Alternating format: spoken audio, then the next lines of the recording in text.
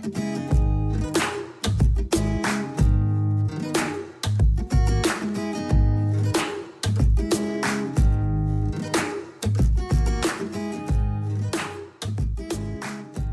episode of Socially Democratic is presented to you by Dunn Street. Dunn Street is a modern campaign agency dedicated to using data-driven grassroots organising to build winning campaigns and make the world a better place. Whether you're in business, issue-based campaigns, or an organisation driving change in your community, Dunn Street develops strategies to overcome challenges by connecting people that share the same values and organises them from the ground up to achieve common goals. To find out how Dunn Street can partner with you, hit us up at dunstreet.com.au. Welcome to episode 9 of Socially Democratic, your weekly centre-left political and cultural podcast that will dive into the progressive issues of the day and the people that are leading them from both home and abroad. On today's episode, we'll be joined by writer and social commentator Jamila Rizvi. She will be on to talk about gender equality, the pay gap, social norms, and the pushback from blokes over the advancement of women.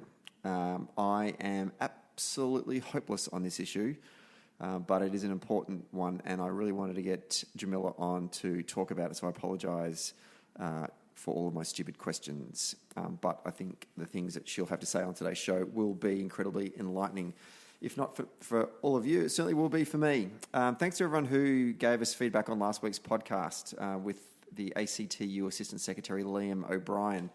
We got some great feedback on all of our various socials. Izzy from Brisbane, a big shout out to Izzy. She says, I listened to Donnelly's, that's me, podcast on the long drives between Queensland cities and suburbs, travelling to meet workers to encourage them to politicise, unionise and organise. Critical listening for those who want to know what's up with politics right now. Insightful, relevant and good company.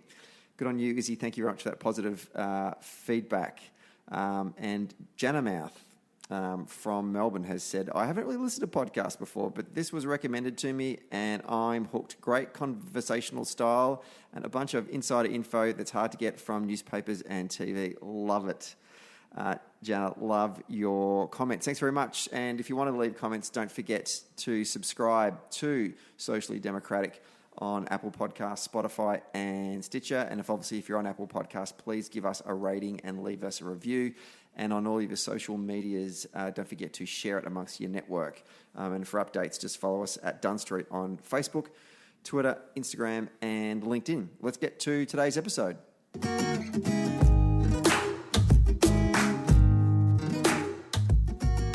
We're taping this one on a Tuesday afternoon in downtown Melbourne, and it's great to welcome on to Socially Democratic Jamila Rizvi. How are you, Jamila? I'm good. How are you? I'm good. However, having said that, I feel that today I'm actually a little bit flat, and there are two reasons for that. One, I just finished watching Chernobyl last night. Yeah, that's a way to bring the mood down. I know, on HBO, and I'm a little bit freaked out by all of that. I found that when I first started... Have you seen it? Yeah. The opening scene of the very first episode when the power plant exploded, I didn't realise this, but at the time I had my jumper on and I slowly lifted it over my mouth and nose. To keep yourself safe. Yeah. So you didn't breathe in the fumes. I know, and I did it and I suddenly realised, what am I doing? I was watching television. So I took it down, but I couldn't stop doing it as that first episode unfolded and you could see the particles in the air. As a content maker, though, I hear that and I go, that's really good content. You know, if your audience is that immersed that quickly and responding like their own life's at stake, you're telling, as a storyteller, you're doing your job right. That whole series had me hooked, and I finished it last night, and I just realised, it also dawned on me that I was as a young kid travelling around with my parents, I was in Germany for 2 months after the explosion. Yeah, right. So then I went and got out the map to see how far away Chernobyl is from... Did you start Googling? Yeah, I was going... Am I experiencing after effects of radiation? Yeah, that could explain a lot of things. And the second thing that freaked me out was this morning I was reading The Guardian, only to discover that Billy Bragg has accused Morrissey of being a neo-Nazi, and I'm just now completely distraught. Your world's shattered. Yeah. And I've been listening to the Smiths all day today trying to find subliminal messages that how could Morrissey possibly be ultra right-wing. I can't find it. But then maybe that's what's bringing me down as well, is the fact I've been listening to the Smiths all day. Yeah, possibly. You need something a little bit more upbeat.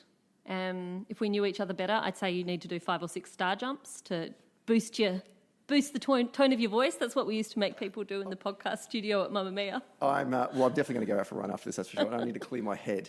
So let's talk about a whole bunch of things that we want to talk about. The first thing is, the last time I saw you was on television, and it was the night of the election, and I think you were kind of doing the post-election analysis. Yeah. And I didn't actually hear what you said because we had a whole bunch of people over. So the sound was down, but so I could just see what you were saying, but I could not hear what you were saying. Tell me your thought process in going into doing live television on, for example, an election in which you may have already had a preconceived idea about what you thought the outcome was going to be. So therefore you'd think about your thoughts only to then get on and go, oh, I've got to reassess this now. Yeah, well, I was supposed to be on the drum, which was supposed to come on immediately after, as a fresh panel of conversationalists, immediately after someone claimed victory. And the ABC was expecting that to happen quite early in the night. So we were told, be here at 7 p.m, we'll have hair and makeup done by 8. We suspect we'll have you on TV by 9:30, maybe 10 o'clock at the latest. It's midnight and Morrison still hasn't come out, and we're all sitting there going, is anyone watching? Surely we should just go home. What's the point? So the shock had well and truly settled in, but we were pretty loose, to be honest, because we didn't think anyone was watching. I don't think we went on air till 12:45. It was very late. We just assumed no one was watching, and the next day the numbers came through and it was almost 1 million. So not ideal, time to be loose. And when I've done enough TV now where you're reacting to live events to know that sometimes you need to do a really strict cut between what you're feeling and doing your job. And that was one of those moments for me. I had to really suspend myself from the actual outcome and just analyse the outcome and do my job for that night, which was to speak about what the next few years might look like, what might happen over the next few days, what, really early ideas around what that result meant, and not let myself feel it, because if you feel it, you're not going to do your job well. And I actually think I stayed in that mode for a good 4 or 5 days, and it wasn't till the next weekend came along that I let myself be quite devastated by what had happened. And the crash happened. Obviously you and a lot of the people who read your writings and see you on TV and radio, they will have known that you have, in your past life, you were an advisor to Labor governments. Yep. Do you, when you went out on your own and started writing, did you think that if there was a brand that is Jamila, are you pitching that brand as being, okay, I'm left of centre, and these are the values that shape who I am, but I'm not a partisan for the Labor Party, or is it a bit more than that? Like when you go on the ABC, are they pitching you as being sort of the Labor person coming on the show? Or? No, they're not. They're usually pitching me as a gender expert because that's the space that I'm working in now. And I've moved into the commentary space really firmly. And it's a blurry space though. Personally, the way I make it clear to myself is I am not a journalist. I don't suggest that I'm a journalist. I'm not objectively reporting in any way. I come to this with a perspective, and that perspective is of being a progressive person and with experience working for a party that is able to form government. And that's what I'm interested in, and that's never going to change. Yeah, okay. So I get a bit concerned when I see people who are clearly partisan then say, oh, I'm a journalist now. And it's like, well, you could be a journalist maybe in another area, but I don't think you can bring that rigorous objectivity to politics. I think some people do it really well where they've made that career as a commentator and they bring the knowledge that they have from that past working life. They're not ashamed of it. They're really upfront about it and they use it to inform what they do. On the other side of politics, I think Nikki Sava does it really well. She never suggests that she didn't work for the Liberal Party for a very long time, nor that she is still very much aligned with the Liberal Party and her own views. But she's able to have a little bit of distance, so she's able to talk about what they're doing in a strategic way, as well as a policy sense and an outcomes focus, but also give that slightly more objective view, while we do know the perspective she's coming from. So I suppose that's what I try and do. But generally when I'm on TV, they ask how to title me, and I usually just say writer and commentator, because I do feel really anxious when they don't ask and they call you a journalist. And I feel like calling and saying, I don't think I am, please don't say that. Do you find that commentators that are of the centre-left are far more critical of Labor governments than on the other side of the ledger, that is sort of the Sky News commentators? I find that they're far more disciplined, and it's rare to see them stick the boot into to a Conservative government. Going beyond that, if you go over to the United States on Fox News, it's almost like, Fox News is the official, media wing of the Republican Party. And I don't think that's a bad thing that, our people, Social Democrats, are on television and every now and then going, well, that's pretty shit what Labor's done there. And here's the reasons why. But sometimes it gets frustrating because on the other side, they're goddamn so disciplined and they do not lay a glove on their own people. Yeah, absolutely. And it comes down to that idea of, well, what are you on TV for? Are you on TV to prosecute a very particular case, which is a party line? Or are you on TV to unpack and unpick and discuss a little bit more? I tend to think the latter, but I do think in terms of, showing a united front, perhaps the right are a little better at that and a little more coordinated at that. But I'd prefer to see them move further towards what we're doing rather than us move the other way. I think it's important that the progressive left is able to have conversations with itself and able to be mature enough to say we're not going to agree all the time, and that doesn't make us any less united as a broader movement. That we can be really effective and have some disagreements about the best way to do something, because that broad set of values that underpins what we do stays the same. Yeah. Let's turn our attention to gender equality, and in particular, I want to talk about the pay gap. Earlier this week, the United States women's soccer or football team won the World Cup and against the Netherlands in France, and each player on that winning side earned $110,000 for winning that tournament. So that includes all the payments they got from playing all the way through, so match payments all the way through to then actually winning the ultimate prize in women's football. Compare that to the US team that didn't make last year's World Cup. If they had done so, they would have earned that amount just by playing each game in the early rounds of the tournament. So the pay gap is a great example here in the comparison between these two footballing teams. Also, it's good to remember that the women's team actually generates more revenue than the men's team does back home in the US. And it has brought up this whole issue about pay inequity between men and women. The US women's team have really been quite vocal about it as well for a long period of time. I just want to get your thoughts on just the very top line when you read all about that. What are your thoughts about pay inequity that's happening in not just sport but across a whole varied parts of industries? I think sport is a really good example and a really high-profile example for us to point to where we still see really vast inequalities when it comes to how men are paid and how women are paid. And that comes, down to old historic biases about what's more valuable, about what people care about and what people want to watch. The very fact that, I don't know if you caught your language there, you actually said, when you were talking about the men's team, you didn't say the men's team, you said the US team. There you go. Because we still assume that the men's game is the primary game and the women's game is a nice to have add-on. Yeah. And given that women's sport is relatively new as a professionalised industry, it's understandable that a lot of us still talk that way. But the fact that these women are working so hard, what they do is amazing, that they are at the absolute top of their game. And the fact that here in Australia, for a whole bunch of sports, for example, a lot of those women have another full-time job. Most of the Australian women's netball team, who are, other than the Silver Ferns, other than the Kiwis, unquestionably the best in the world, a whole bunch of them work full-time doing something else, and their parents. So they've got a whole lot of other stuff going on, and they've got to squish it in around the edges because we just don't take women's sport as seriously. I actually think sport is a separate case to more generally when we look at the gender pay gap, because in sport, it's still so stark, and B, it's so integrally linked with advertising and sponsorship. Yeah. And I think there's something playing in there at a broader level in terms of what brands value and what people will watch.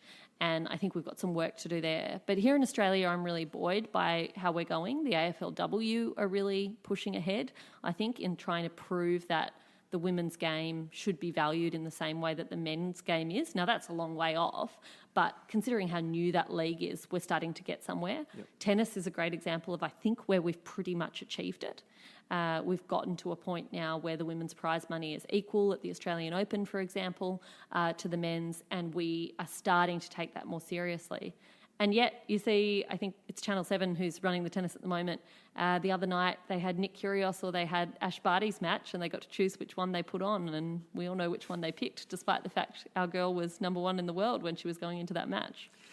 So is sport one of the worst examples of, I mean, you're talking about some of the positivities that are happening certainly around the domestic codes. And I think the Matildas are one of the better, in terms of wage parity, they're one of the better examples of compared to. Well, I remember I think when we had a podcast last year or the year before for Pot on the Hill, I didn't do the episode, but I did a bit of research. I think it was Nicola was doing an episode, and I actually just went back and actually looked at the wage gaps between A-League players and AFLW players and a whole bunch of other women's professional codes or semi-professional codes. And it seemed like the enterprise bargaining agreement for the women's A-League, which I think is the W League, had made major leaps and bounds compared to the rest. Yeah, and that's because the Players Association, right? Good old unionism has helped those women along when it comes to how they're being paid compared to the men. But it's still a long way from parity. Sport is different, I suppose, because you actually do see a really obvious reading of the gender pay gap. And by that, what I mean is that for a lot of us who are working in different industries now outside of professional sport, for a lot of us, we'll go to work each day and go, hey, my name's Jane and John's sitting beside me and we get paid the same amount for doing the same job. What are you talking about with the gender pay gap? So with sport, it can be more simple to point to where the problems are and simple to understand, because you can see that woman gets $100,000 for winning the whole tournament and that bloke gets that for playing in the first round and achieving nothing, and his team could have lost 10 zip in every game and he still gets paid that. Yeah. Whereas in other industries, it becomes more complex to explain. And I think for the progressive movement, while it's good that we have closed that obvious gender pay gap when it comes to those dollar figure comparisons on pay packets a lot of the time in terms of the same pay for the same work, there is a complexity in the kind of work that attracts the kind of pay. And I think often progressives struggle to explain that in a way that's compelling. And that leads to this burgeoning sort of group who go, that's not a thing, that's not real, everyone's equal now, what are you talking about? Yeah. And I think that's really dangerous. So let's just move away from professional sport and then into the more traditional workplaces. Correct me if I'm wrong, and you picked me up before, and I'm glad you did that. Keep picking me up throughout this whole episode because I'm going to make a lot of mistakes here. But the 1984 Sex Discrimination Act that was brought in under the Hawke government sought to introduce equal pay. Even though that is now in there as law, there is still a wage gap because of a whole host of other reasons. What are those institutional reasons that are creating that? Yeah. So I think it was Justice Mary Gaudron, who was the first woman on the High Court in Australia, said we got pay equality and then we got it again and then we got it again and we still don't have it. This is what that's about. So yes, there is legislation that makes it inappropriate and illegal, and there are ramifications for businesses that pay men and women who do the same job different amounts. Yet we still have a pay gap in this country of around between 15 and 16%. And it's important to note that that pay gap is before you take account of things like bonuses and things where people are taking their pay in other forms, for example, as shares. Once you take account for all of those bits and pieces as well, you get to a gap of more like 23%. So it's actually a lot bigger than we like to think it is.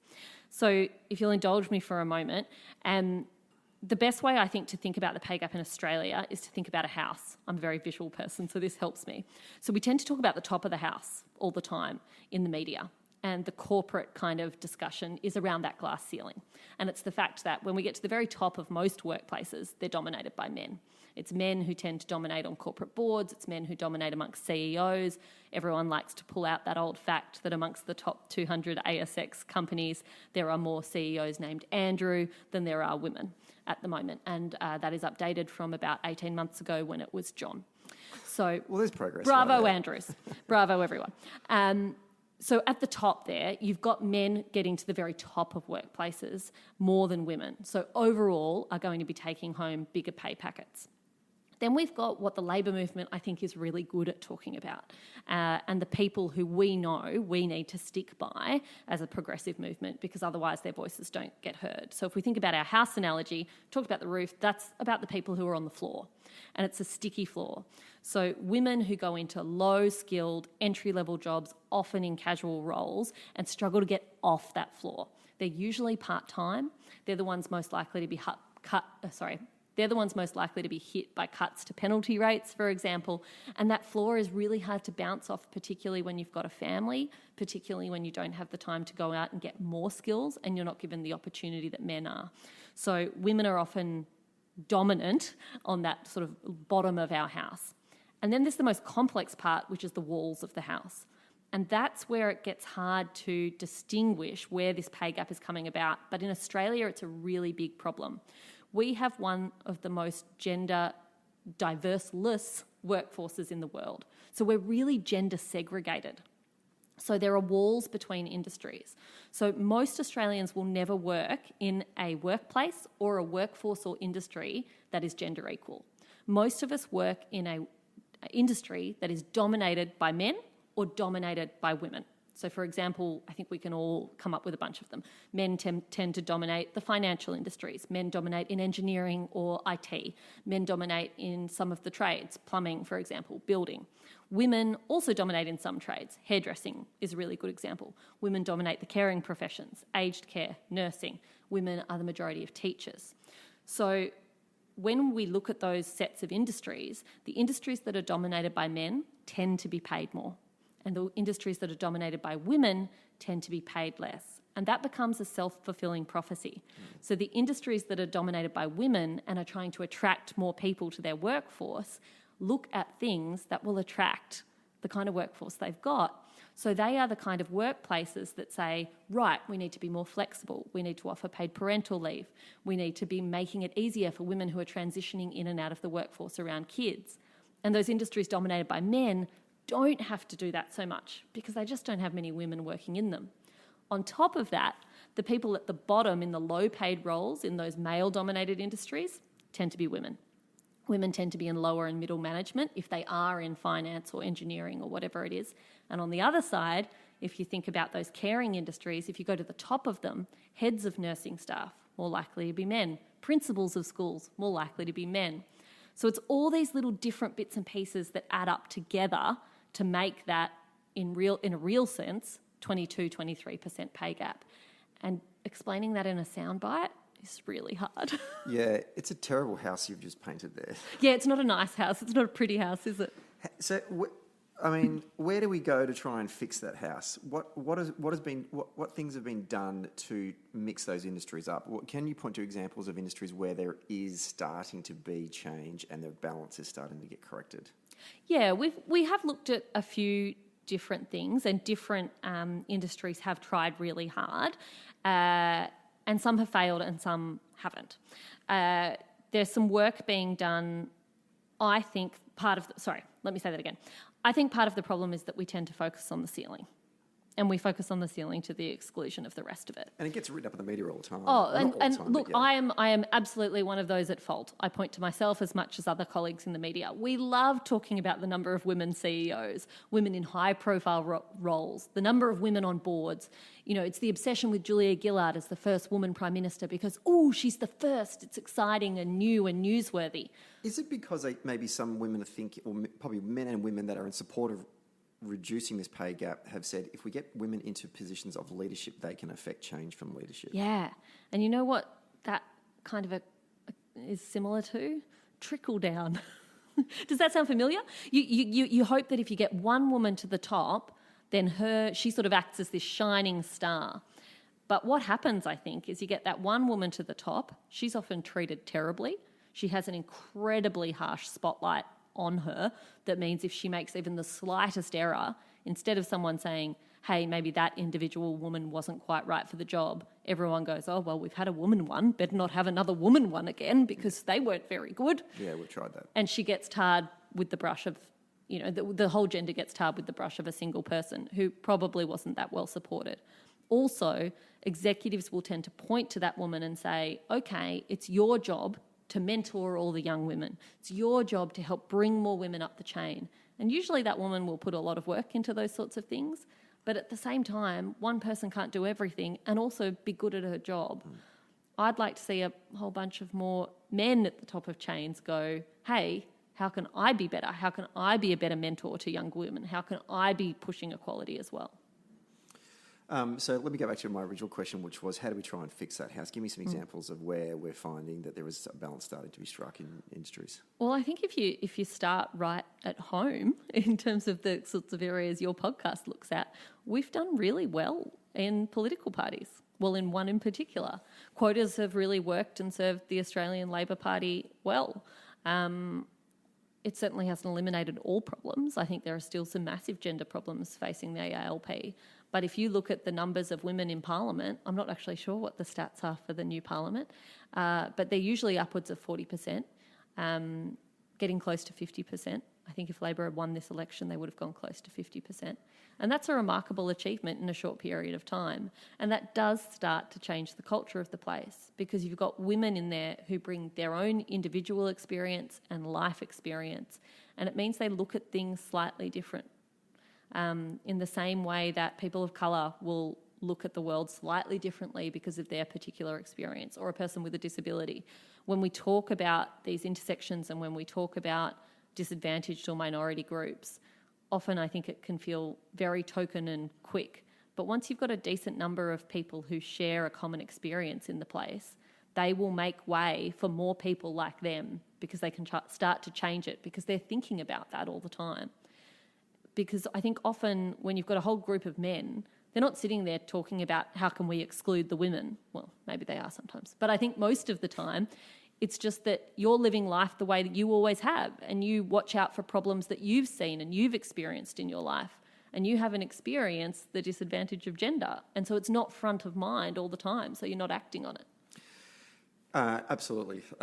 In my time as a party official for the 6.5 years I worked at the Victorian branch, I went on a journey and benefited from the experiences I had with women who I was working around with on a daily basis, and they would sit me down and say, Stephen, this is how you need to look at it. This is the perspective that we're coming from, and here are the things that we suggest you can do to make change. And I think I was lucky in that respect because field tends to be, I don't think it was originally, but certainly I wanted to ensure that our organisers, that we had sort of gender balance with our paid field staff. Because I think one area you said that the Labor Party has done very well when it comes to gender balance is our elected public office holders, but our party officials... Yeah, not so in other areas. No. Fair. And I can only control what I can control. And one of the areas was I, would employ, between 20 and 30 field staff every election campaign. So we strove to try and make sure that we employed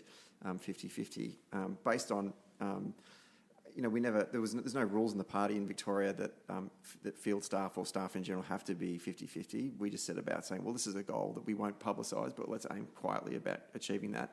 And over the 6.5 years, we did do that. And now all the leadership positions within field and with the Victorian branch anyway are led by women.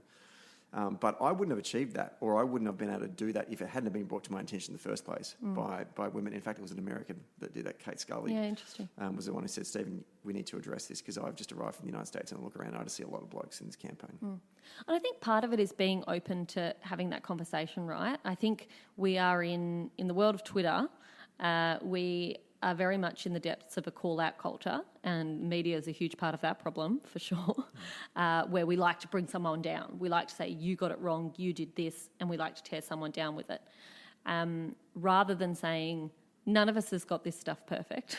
All of us is learning a new language and a new way of behaving in the workplace and a new way of discussing these kinds of issues. And sometimes we are going to get the language wrong, and sometimes we are going to say something that's not quite right. And it's much better that we're able to talk about that and improve rather than yell it out, be accusatory, and then on the other side get defensive and put our walls up. I try really hard if I get called out on social media for saying something wrong or marginalising a particular group or not thinking of the experience of a particular group of people. My immediate response is always, oh, shut up, that's wrong. And I want to push back because I like to be right. Yeah. And I don't like the criticism. And I try really hard to sit with it and go, hold on, is there some truth in here? Is the reason I'm getting defensive because I know there's a kernel of truth in here? Yeah. And what can I learn from this? And I would rather be called out and learn from it than go about my whole life being discriminatory or not thinking about someone's experience. Yeah. One of the best lines I ever heard from this was from a Russian author called Masha Gessen. And Masha said, every time that they are in a room where they feel like they really belong, like loving, you know, that moment where you're like, I am with my people, this is awesome, I'm top of the world right now. Take a moment to go, who doesn't belong in this room? And is that something that needs to be addressed? Mm. The debate about the pay gap and gender equality, I was talking to you before we started recording, the article that was in The Guardian today that was talking about the disparity in some of the more, to use your analogy, in the roof of this house. Yeah. They were talking about a lot of the government departments, DFAT, ASIO, intelligence services, hardly any women in leadership positions employed there, hardly any women, even in general. They look at the general population of their staff. And saying that obviously we need to overcome that. And as I'm reading that, I'm going, okay, that's true, that's great, this report's been done, and that something should now be, there should be some next steps to address this. But then I sort of think about women in regional areas, women from migrant backgrounds. When they read that, they might read that and go, oh, that's great, but that's got absolutely nothing to do with me. Yeah. How am I going to bring about change in my own community or in my own workplace at Target in Warren Ponds? Yeah. How do we bring those people, those women into that conversation and give them the tools to bring about change? We have to talk about them. They have to be part of the conversation.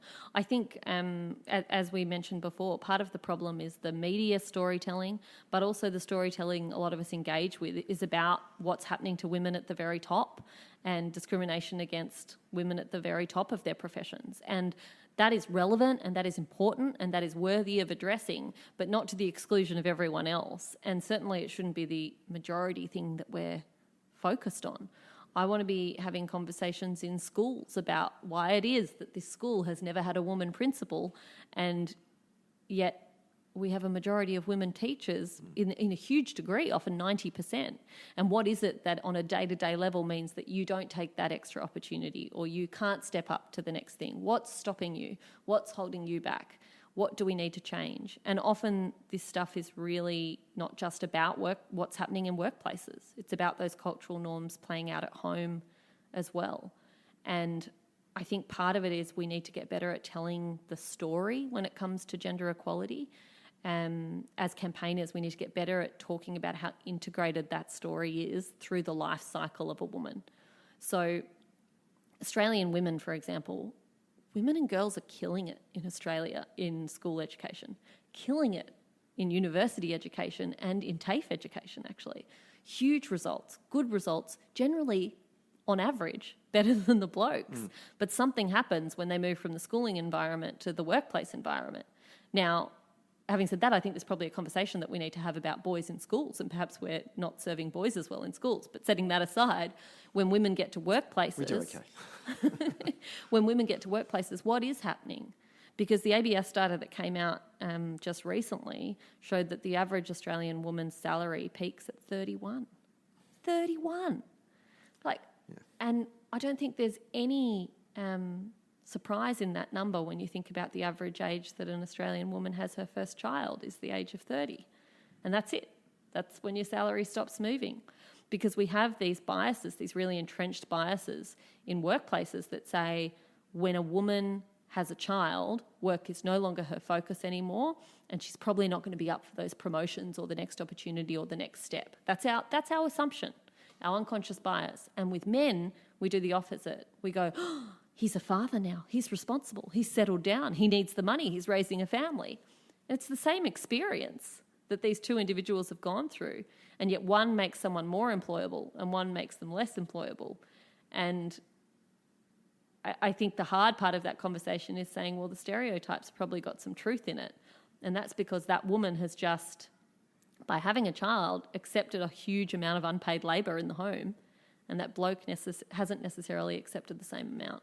Do you think our politicians are doing enough in that space to legislate to support women in these challenges they're overcoming? Kamala Harris, the Democratic candidate for the presidential nomination for the primaries, has come out and made a bunch of policy announcements around about fining workplaces that are practicing discrimination and a whole bunch of new things. And she's come for a bit of criticism from all parts of the debate. Are we doing enough here in Australia from a political standpoint? I'm not worried about the Tories. I'm talking more about us, Social Democrats, in supporting, because the workforce is constantly changing. We had Brett Gale on a couple of weeks ago talking about the challenges, and even last week Liam O'Brien was talking about the challenges that unions are facing today because of the way that we communicate, the way that the workforces are changing fundamentally with the gig economy, and how unions have to adapt. Absolutely. How are women supposed to adapt to all of these fundamental changes? Is our legislation up to date in order to bring in that kind of support? Do we need to update our legislation for support in trying to bridge that gap? I think it's a huge challenge facing the union movement and the progressive movement is around the changing nature of work, and particularly how that impacts women who make up the majority of union members these days.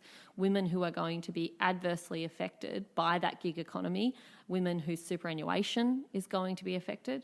That is already, roughly just above half what men's are when we get to retirement age. There are some huge questions here in how, as our economy reshapes and as our way of working reshapes, what that means for already disadvantaged groups. And that's not just women, that goes more broadly than that. It's just my specialty. Mm-hmm. But what I'd like to see us doing from a political standpoint, from a legislative standpoint, is less of the stick and more of the carrot. I think sometimes those discrimination points can be really hard to find and touch on beyond what we've already got. And Australia does have a good system, I think, when it comes to workplace harassment and dealing with that at the more serious levels. But most people don't want to end up in a court or at the Human Rights Commission to deal with the disputes that they're having in a workplace that are of that nature. They want to deal with that discrimination at an earlier stage. And I think that's where we need to focus our efforts. And in terms of that carrot perspective, it's about moving to a workforce and a society that values what has traditionally been feminine work as work, and values that work as something that is worthy and important for every individual. I'm focusing on families because that's where we see the biggest inequalities. I'd love to see Australia looking at policies that make childcare not just more affordable, but that look at childcare as part of the schooling system and an extension of the schooling system, that look at ways you can use paid parental leave payments, not just as a payment to the family, but as a payment that we can use to start to move the dial on how men are involved with their children's lives, so that in same-sex couples, for example, we start to encourage two-parent families to take leave equally. At the moment, I think it's something like 3% of those who take up paid parental leave are men. It's some whopping majority. It's women taking that payment. So while it's an important payment, and I think it's a great reform that the Rudd and Gillard governments put in place, paid parental leave is really key. But if we're always paying it to women, we're further entrenching the same system and the same stereotypes, and also not giving that child the benefit of spending time with both parents. we see so many men get towards retirement age and the end of their lives, and the primary thing they always say is, I wish I'd had more time with my family. Why aren't we making that possible? Is it because there's a cultural norm that blokes just don't want to do that or don't do that or don't feel that they can do that? Yeah, I think that's a big part of it. I think it's more complex than that, though. I think if you've got a pay gap for most heterosexual couples, if that pay gap applies as it does at a broad average in your family, and you sit down and go, okay, so she physically had to have the baby, and then often for women she'll be the one feeding the baby in those early months, why not continue that? And also, if he earned more, whose salary are you going to sacrifice? Whose salary is it easier to let go? I'd really love someone in Australia to crunch the numbers, actually, the data on couples where it's a man and a woman and they have a baby and the woman earned more previously, how quickly they and how they arranged their childcare and how quickly she went back to work. I'd be really interested in that because I think while women earn less, we're going to continue to have a problem. And while childcare is something where most couples weigh up against the lower income earner's salary or the primary carer's salary, like, is it worth her going back to work because the cost of childcare is so much, rather than viewing the cost of childcare as something that's shared across both people's salaries and both people's earnings. There's a problem with the way we think about this stuff and the way we conceive of this stuff. And some of that can be moved through legislation, and some of it is, I think, about deep cultural norms that are about more than what government can do. I was reading the report by the Victorian government into their gender equality strategy. I think it's called Safe and Strong, and it found the following dot points that I thought was interesting. On average, girls receive, I was talking about the imbalance that exists in the home at an early age. So young girls receive 11% less pocket money than boys. Children quickly define jobs and activities as specific to boys or girls, and boys receive 8 times more attention in the classroom than girls. And now you're a parent. I'm just wondering, give us some examples how, and you've got a young boy. Yeah, I've got a little boy. How have you tried to change the cultural norms before you sent him off into the... I'm failing miserably. Let's start with that point, right? We are all a work in progress on this stuff. We're talking about deeply held beliefs that we all have. We've all grown up in a sexist society. And I think part of the conversation that can be problematic is that we assume sexism always comes from men. It doesn't. Women can be sexist too. And you can be sexist against your own gender. Absolutely. You can experience sexist feelings and sexist thoughts against yourself that hold you back.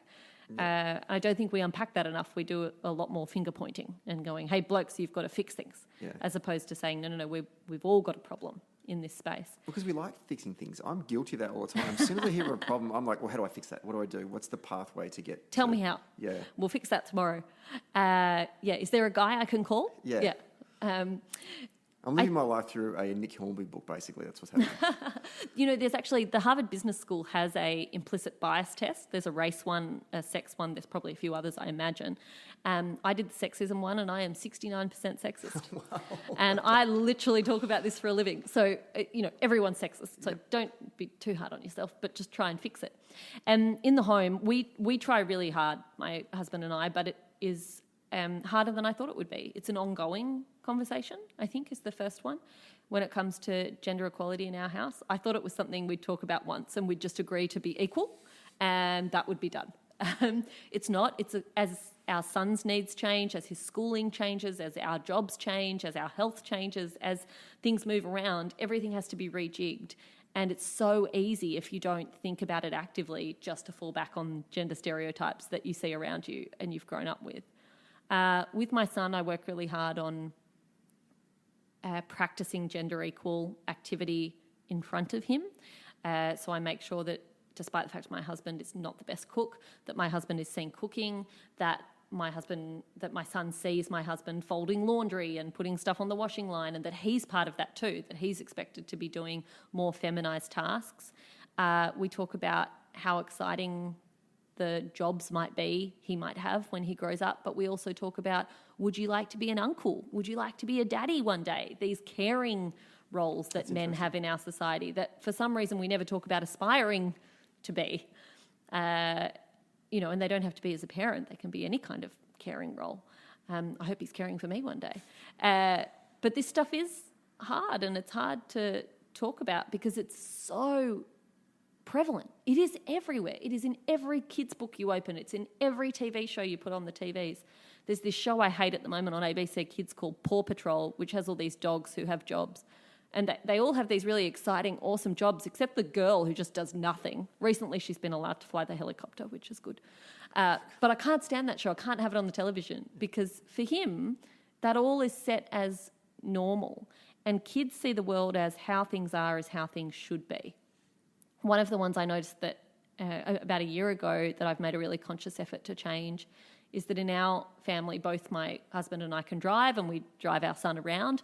But when my husband and I get in the car together, he always drives. And that was never a conversation. We never sat down and said, who is the better driver in our relationship? I think it's... And to be honest, if we had that conversation, I would argue I am the better driver. I am also very bad at navigation, very bad at directions, so I should not be in the passenger seat doing the navigation. That's a terrible job for me to have. I should be driving. Absolutely. And yet we just fell into that. And I don't know why we did. It is whether it was looking at our parents or looking at people around us or just an assumption. But for a little kid, for a 2 or 3 year old who is clocking every little part of his world, that's just one of 10,000 things he clocked today where he goes, driving's an important thing grown-ups do. Mummy can do it, Daddy can do it, I can't do it. But when you get to choose, Daddy does it. Yeah. And it sends a message. And when he gets 10,000 of those messages a day, it paints a picture for him.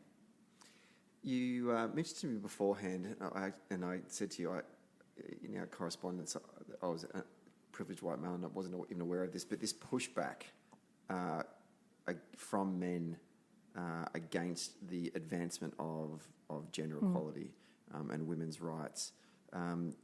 Give us an example of where that is happening right now.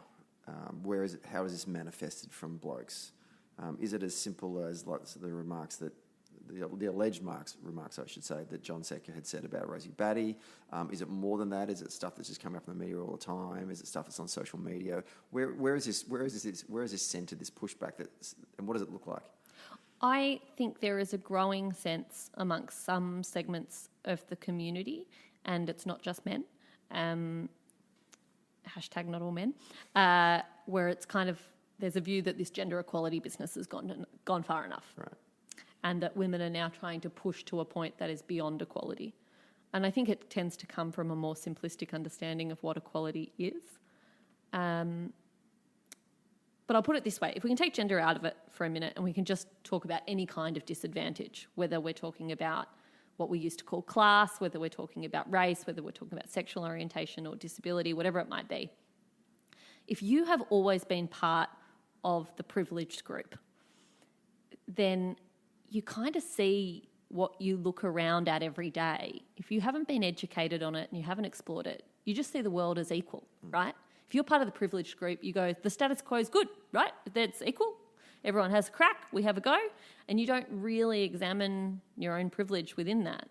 Now, if that's how you've always approached the world and you aren't as educated or open to the discussions about whether things need to change as you are, then suddenly actual equality doesn't look like equality to you. Actual equality looks like oppression because actual equality involves you giving up something and you having less capacity to do what you like and less capacity to be competitive in a world that is very competitive. When those advantages and privileges are taken away from you, it looks oppressive and you don't like it and you push back against it. And I think that's something we're starting to see now. And I think it's not just in gender. I think we're seeing it in race. I think that's been a big part of what's happening with the political shifts in the United States. I think you've got a lot of men who have dominated men of the middle class who've dominated in industries and being able to work and in advantages in life and are seeing those advantages being taken away under the guise of equality, and they're going, hey, hold on a second, this doesn't sound good for me, because all of a sudden their son, who's just like them, life looks less good for them. And I think most of us are invested in the idea that life should be better for the generation that comes after us. So from a campaign perspective, if I look at those challenges that you've presented, and what made me think about that was in the United States is that, yes, there is a section of the community in the US that have been defined by the left media as, and that is the sort of the middle class flyover state male that voted Trump. And I think there's a whole bunch of problems with that statement in itself because I don't actually completely agree with that. But that group there certainly is evidence to suggest that a number of those voters in those Rust Belt states had voted for Obama in 2 elections and then either didn't turn out for Hillary or actually voted for Trump. Yeah. Hence giving us this result. And everyone's blaming them, or they're all putting their hand up and saying, I'm feeling like I'm excluded. This country's completely changed. That's why I voted for Trump, because he's going to make it great again, or he's going to go back to the status quo of how I once remembered it. And there is a debate in the within the left in the United States about, well, the demographics of our country are changing. Stuff them. We don't need them. They don't need to be a part of our coalition. But there's an argument out there that, no, we need to bring them back into the tent. I'm always very much of a view that we need to... centre-left coalitions need to be as big as possible to be successful. So we need to bring people with us. How does feminism reach out to those blokes that at the moment are actually pushing back and saying to them, hey, actually, no, we're not having a crack at you. We need you with us in this quest for us all to experience genuine equality.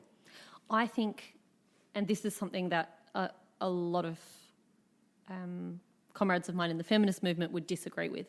But I think we need to get better at talking about the benefits of gender equality for everyone. Not focusing on the benefits only for men or only for women or for the next generation, but talking about the benefits for everyone. Because I think we have, I think the focus should be on women and the advancement of women, I'm also a pragmatist.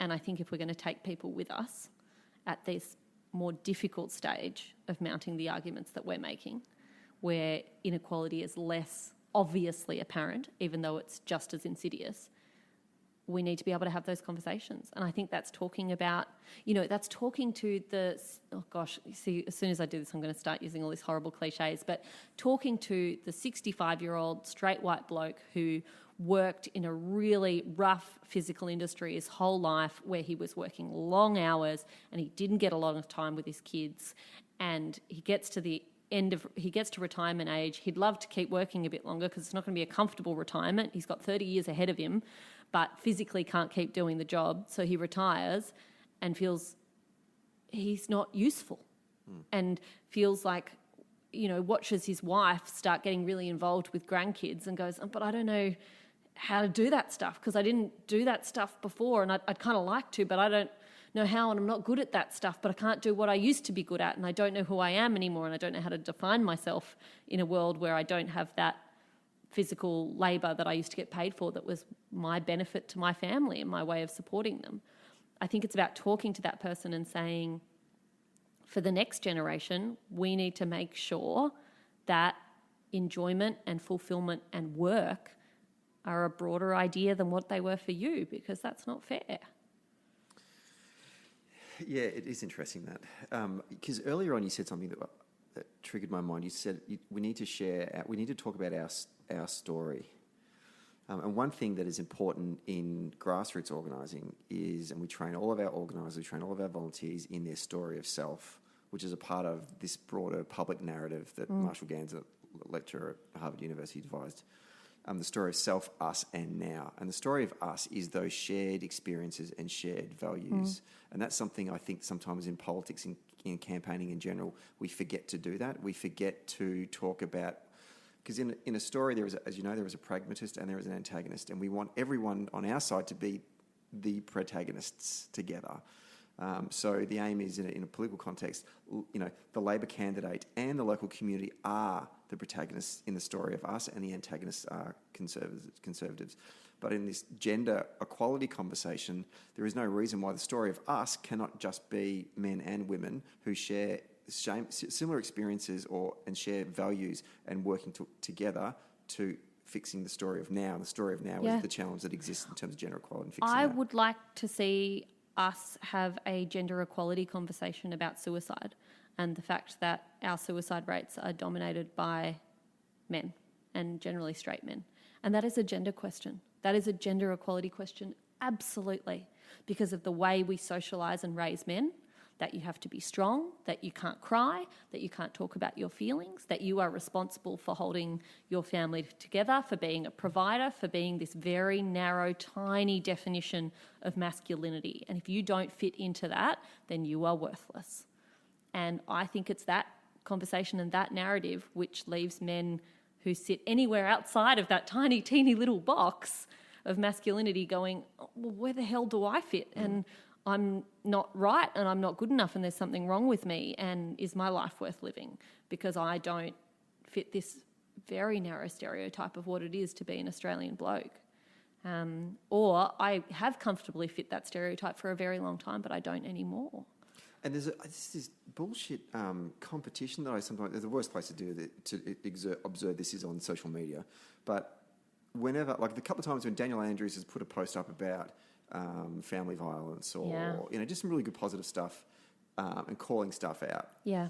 And then you read the comments and then all of a sudden you get the comments from the blokes. Yeah. Saying, but men are dying of suicide and... It's not a competition. And at no point did Daniel Andrews say in his post, I don't care that men are dying of suicide. Just because I'm talking about this important issue today doesn't mean I think other issues are less important. And I mean, my work is about gender equality. It's the main focus of what I do. That's not to say I don't think any other issue is just as important, if not more important. When I sit down with friends who are climate scientists, I would argue that particular problem, more important than any of the others put together. But it's not where I'm making my contribution because it's not where I think my talents can be best used. I'm talking about something else that I think is important. But this sort of binary approach that we have, that if you highlight one issue that's facing one gender, that therefore you think everything else is unimportant. It's just pathetic. Just want to talk about the media for a moment because... I'm sorry, we're awful. Yeah. Well, no, I'm interested in getting your take because, you're a social commentator on this issue, but in order to do that, you have to inhabit this media space. Yeah. And so therefore you would observe the media through that prism. What are your reflections on how the media are going in terms of overcoming or trying to bridge this gap and inequality that exists? Because there's still women are still playing certain types of roles within the media and not getting into talk about the house. If the media was a house, then there's certain rooms that women are in and there are other rooms that are not allowed to be in. Yep. There aren't many women executives of TV companies. Yeah, absolutely.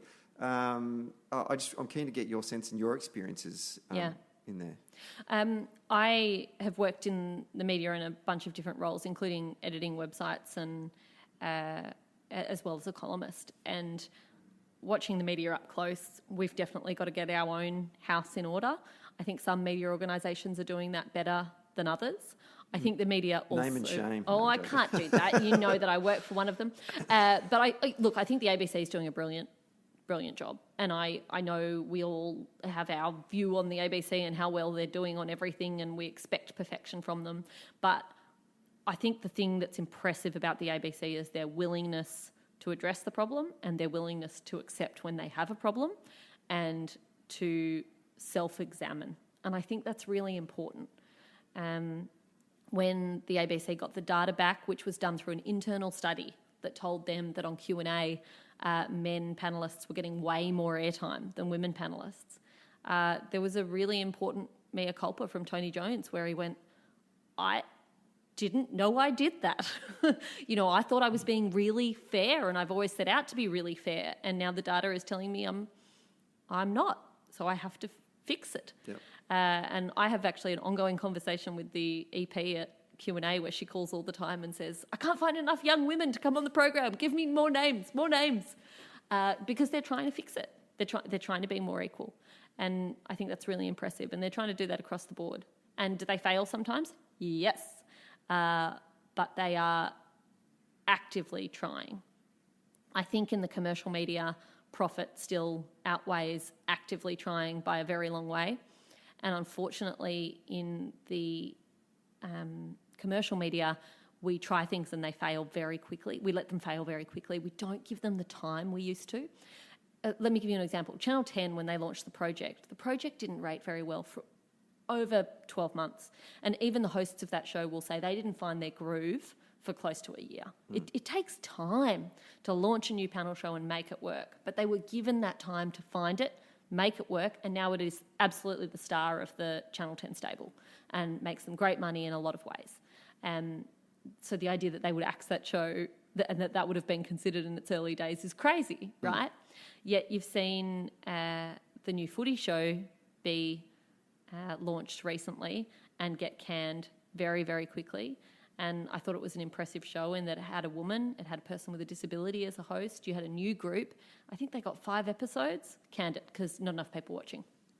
Now, it's a new show. It takes time. They were trying to do a new thing. They were trying to have a new way of approaching it. That takes time to build because the old audience isn't necessarily going to like new. So I think in the media we've got a lot of self-reflection to do. I think we can definitely challenge some of our own biases about what makes money and what is commercially successful. But I would love to see audiences being more vocal and more demanding in terms of what they want, because ultimately media companies will make decisions very much based around who's buying and who's watching and who's reading. Yeah, that's an interesting point there. Are there organisations out there that are getting organised and running campaigns that are putting pressure on the hip pocket of TV execs? Like, for example, the Bill O'Reilly program on Fox News in the US, after he'd said a whole bunch of racist statements, an organisation called Colour of Change ran an online campaign where they lobbied a number of the advertiser sponsors for his program to say, you can't sponsor this program anymore because this is outrageous. Yeah. A number of your customers are African American, and if you don't do something about this, we're gonna get them to boycott your products. And so, they had leverage over them. They put pressure on Fox, and Fox dumped Bill O'Reilly. I know that's pretty drastic, but sometimes I look at it through that perspective. Like, if you're not getting change, then change it up a bit. Do we have examples of people getting organised, women getting organised in that respect? And in fact, even further than that, diversity of people of colour. Australian television does not reflect, our screens do not reflect our streets. We are appalling. It's really bad. Australians are not good at reflecting themselves back on our television screens, and it can actually be... One of the jokes I used to make with a couple of my friends who are also women of colour is that we'll never be on a television panel together because they only ever need one of us. Yet 2 white blokes wouldn't be a problem, of course. And we're not good at it because we don't focus on it and we don't keep it at the forefront of our minds. I think in terms of that campaigning work and that call-out culture and the saying we want change on an individual issue, I mean, it tends to go through in Australia, those big campaigning organisations, the change.org petitions will go up. Sometimes Get Up will get on board. There's a really great gender equality group called Fair Agenda, who are a campaigning group who are doing some really good things. Destroy the Joint can be excellent. There's also a number of women who are out there doing the work when it comes to media headlines and how they need to be improved. Jane Gilmore is really good in that space. And there are also a number of women who are starting to look at how we respond to the number of women who are dying at the hands of male partners or former male partners in this country, including groups that are holding vigils on the steps of State Parliament in Victoria every week or more regularly a lot of the time, and groups that are making sure that they recognise that in the press and also start to have that conversation about, even at that level, even when we are recognising the death of a woman at the hands of her partner or the hands of any man in our society, we give some deaths much more attention than others. And the women that we tend to pay attention to are young, straight, beautiful white women. But a migrant woman, for example, whose husband murders her, doesn't make the front page. If a sex worker is killed by a client, doesn't make the front page. We just don't pay attention in the same way. We genuinely do value some lives more than others in the press and as a community. One last question before we wrap up, and I just want to turn our attention back to politics. Since Juliet Gillard gave her misogyny speech in 2012, I wanted to get your thoughts on whether or not has the parliament become more toxic than it was back then when she called it out. And I just did a bit of research, and names like Sarah Hanson-Young, Julie Bishop, Emma Hussar, Julie Banks, a number of women have come out since then and said, this is how I've been treated in this chamber. Or even putting that aside, I went to there's an event that Melbourne University run, a leadership program for women called Pathways to Politics, that I speak at once a year. And there was an alumni event the other day, and some of the alumni who have now gone into politics were talking about their first experiences walking into the chamber, and they were just going, it's quite a masculine environment. Like, there's a lot of yelling going on here, and I hadn't even thought about it. Another one of these moments where I had to sort of, check my white privilege. I was going, when you think about it, actually, it's a workplace. And it's super adversarial. And yeah, absolutely. There was a fantastic, it's a bit old now, but I think it's still worth checking out. There's a fantastic speech given by Anne Summers about 12 months after Gillard's misogyny speech, where she said if Gillard had been an employee in any other workplace in Australia, there is no question she would have a very strong case under the Fair Work Act. She was not treated fairly at work because of what she had to put up with and what she had to cop. I think in terms of the Parliament, I think there are two things. I don't think broadly the Parliament itself has improved when it comes to behaviour and the treatment of women, and I don't think the media's interaction with politics in terms of the treatment of women has improved. However, I think the voices of women and women's willingness to call out bullshit has heightened. And I think that comes from a women's movement that says to them, we've got your back. So if you do call this out, if you do say something, if you choose to speak up about what's happened to you, and you absolutely don't have to, but if you choose to, there are lots of women who will have your back. And I think that is really important, and that is critical, and that excites me. And I think there's been some reflection from a number of women MPs within progressive parties who've said simply having more women in the place helps. I know there's been some talks of a cross-party women's caucus. I was going to ask you that. I would love to see that happen. I don't know where that's at, but Sarah Hanson-Young spoke at an event for Future Women, which is the publication I work for at the moment, about 4 months ago, and she said that there was some really active interest from across parties and she'd be pursuing that in the new parliament. So it'll be interesting to see where that goes. I'd really like to see that happen. But I do think... freak the blokes out as well. Oh, it would freak people out massively. Can you imagine the headlines in The Australian? Can you even imagine? Because politics is about power, and all of a sudden there's meetings going on. It'd be like vagina takeover type headlines, end of the world kind of stuff. Yeah. So because some women met in a room and talked about stuff. Absolutely. Outrageous. But the fact that Labor and Liberal women are getting in the same room and talking about stuff would just blow everyone's mind. Yeah. We can only hope.